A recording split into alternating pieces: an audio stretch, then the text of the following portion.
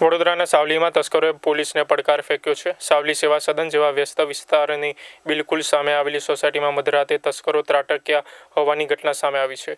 એક બંધ મકાનને નિશાન બનાવી તસ્કરો કિંમતી સામાન ચોરીને ફરાર થઈ ગયા। સ્થાનિકોમાં ફફડાટ વ્યાપી ગયો છે। સાવલીના સેવા સદન સામે આવેલી અક્ષર રેસિડેન્સીમાં ઘટના બની। શિક્ષક સુનિલભાઈ અને તેમનું દંપતી કોઈ કામ અર્થે નડિયાદ ગયું હતું। પોલીસે ઘટના સ્થળે પહોંચી પંચનામું કર્યું હતું અને સીસીટીવી ફૂટેજના આધારે તસ્કરોનું પગેરું દબાવવાની તજવીજ હાથ ધરી છે।